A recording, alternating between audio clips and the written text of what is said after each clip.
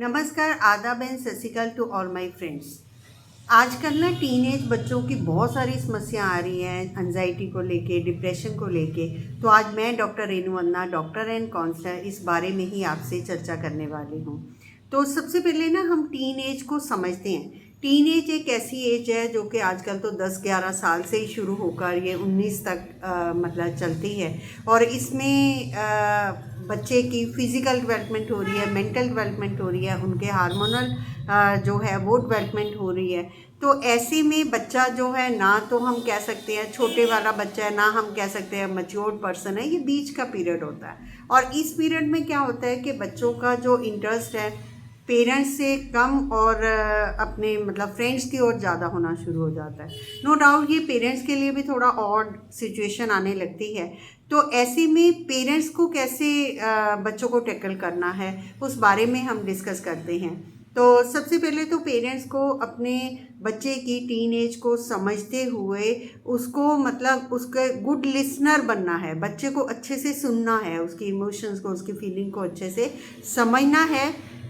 उसको लेक्चर की बजाय उसके साथ डिस्कशन करनी है। जैसे होता है ना, इंटरेक्शन जो होता है, तो वो एक बच्चों का जो सेल्फ एस्टीम है उससे बढ़ता है। सेकंड जो होता है, आजकल हम देख रहे हैं कि मोबाइल जो है, ये सोशल मीडिया का इतना ज़्यादा उनका यूज़ बढ़ गया कि हमारे जो बच्चे हैं उनका एक तरह से बचपन भी छिन रहा है और जवानी भी छिन रही है। एक तरह से वो सिचुएशन आ रही है, वो उनको कुछ ज़्यादा ही नॉलेज आने लग जाती है। तो ऐसे में पेरेंट्स को रोल मॉडल बन के रहना है।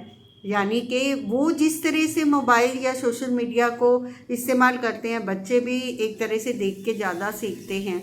इस बारे में भी उनको बताना है कि किस तरह वो इसका एक अच्छा यूज़ कर सकते हैं, क्योंकि बहुत सा हम नॉलेज और काफ़ी कुछ हमें गेन भी होता है, उन बारे में हम डिस्कस कर सकते हैं। थर्ड नंबर पे मतलब पेरेंट्स को अपने बच्चे की प्रोग्रेस को देखना है। मतलब परफेक्शन की ओर नहीं जाना कि हमारा जो बच्चा है वो परफेक्ट बने, ये हो वो एक एक्सपेक्टेशन होती है ना, कंपैरिजन भी करते हैं, वो सब नहीं करना है। उसकी छोटी छोटी प्रोग्रेस को हमें बूस्टअप करना है, उसे इनकरेज करना है, ताकि उसका एक उत्साह, उमंग बना रहे और आगे बढ़ने के लिए। ये छोटे छोटे टिप्स हैं जो हम कर सकते हैं, इस्तेमाल कर सकते हैं अपने बच्चे को।